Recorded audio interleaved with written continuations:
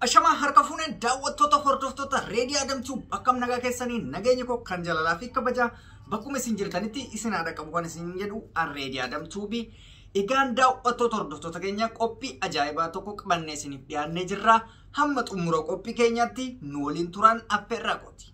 Reedii Adamtuu bi namoonni chaanaal kiyyaaf haaraa taatan subscribe gochuudhaan maatii keenyatti dabalamaa isiniin jenna. Egaan har'a iccitii namni hunduu beekuu qabu tokko qabadhee isiniif dhufee iccitii namni hundi dhiira dubartii osoo hin jedhin kan qabatuu danda'anidha.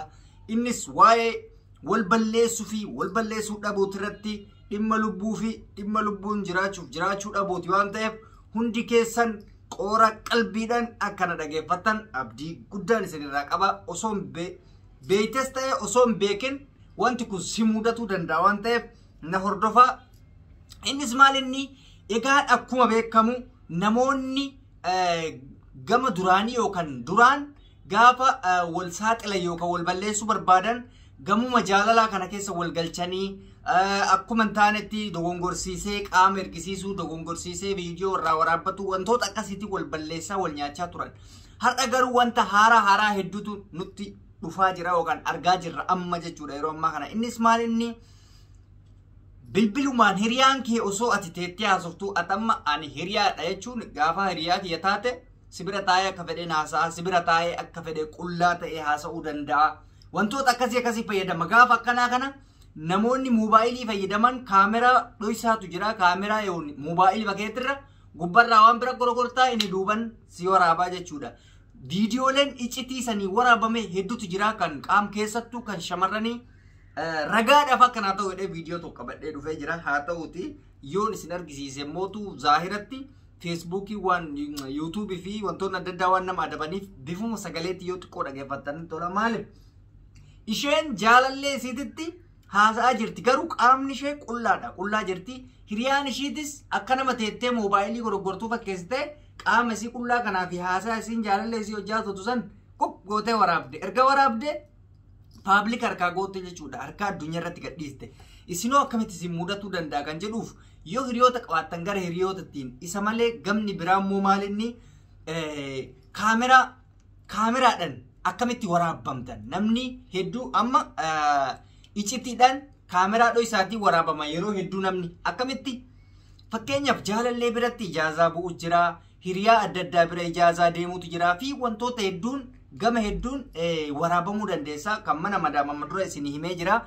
Kun immootu namoota akkamitti akka fayyadamu beekuu qabdanii jechuudha. Kaameraan kun akkamitti dhoysannaan waraaba? Fakkeenyaaf bifa kanaan jira haa jennu.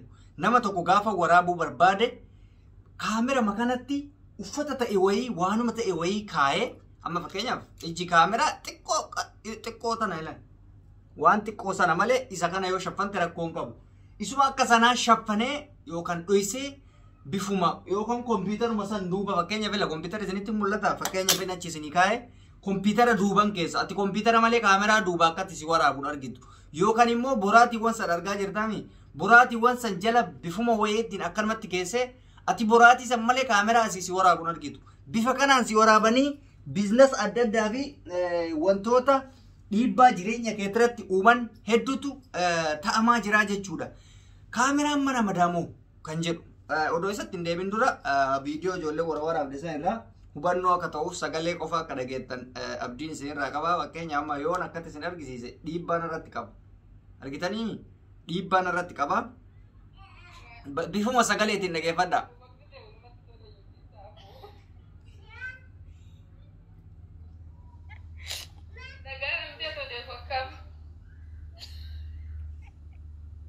Sagaleen kun dhaga'ama abada. Sagaleen hin dhaga'amu.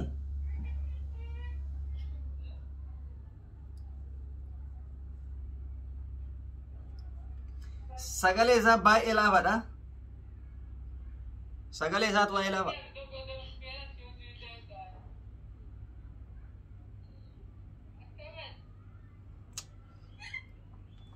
Sagaleen isaa baay'ee laafaadha. Fakkeenyaadhaaf malee yookaan saaxiluuf yookaan waan addaatiif miti fakkeenyaaf malee. Egaan kana waan ta'eef akkamitti irraa of eeguu dandeessan? Malli salphaan isin mana madaam ta'e bakka fedhe ta'ee irraa itti of eeguu dandeessan karaa hedduun jira. Fakkeenyaaf kaameraa akkanaa yoo ta'e yoo kaameraa akkanaa gurguddaa ta'e wantoota dhodhokatan san jalatti kuni salphaadhayyuu namoota mana kuni warroota jaalalleetiif malee bakka hundatti hin argamu. Maaliif kaameraan kun kaameraa itti dho'isaan nama waraabanii miti.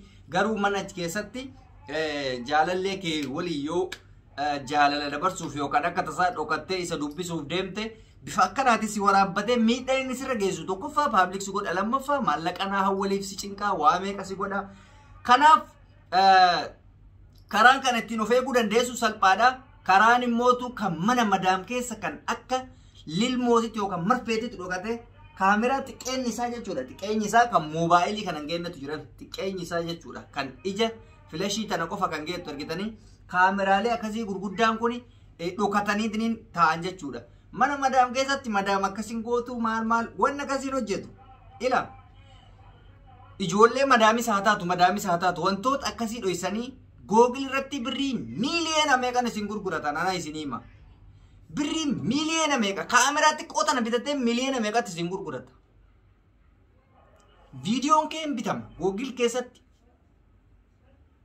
Ati guyyaa tokko tasatti amma fakkeenyaaf viidiyoo amma dura zaara dhayanii olii gad oofaa turan san viidiyoo sun Google seenee jira gurguramee jira Googleetti nama abbaan barbaadde.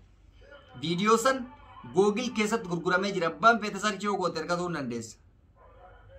Ilmi namaa akkatti bifa kanatti wal gurgurataa jira waan ta'eef wantoota akkanaa kanarraa hundi keessan of eeguudha qabdan jechuudha. Akkaataan itti fayyadamanirraa an description inboxii jalatti yookaan immoo gama jalaatitti appilikeeshinii footoo yookaan suuraalee adda addaa kaameraan mana keessa yoo jiraate milikkita isinii kennu yookaan iyyeetiniin alaarmii isin argisiisu amma dura isinii maxxanseera amma sirra deebi'een isinii maxxansaa kaameraa kanaan of eegaa. Addunyaan baddee jetti namni badee jira.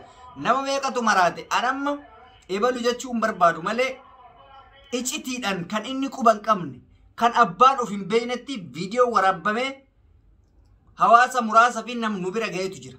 Namni sun viidiyoo qabattu of hin beeku. Maaliif waraabee namaaf hin arginu. Namatu isa waraabe namni itti dhiyaatu osoo inni hin beekin kaameraa ofii xamadatee dhoysee osoo inni hin beekin waraabbii guutuu harkaa fudhate. Inni kaameraa viidiyoon qabattu of hin beeku. Bilisatti of beeka sodaa tokko malee shamarreedha beeki. Namni akka kanatti wal balleessaa jira. Addunyaan baddee jirti wanni jennuuf isa kanaaf jechuudha. Kanaaf obboleeyyan kiyyaa hundi keessanuu akkuma obbolummaatti wal gorsuudhaaf wantoota akkanaa kanarraa of eeguudha.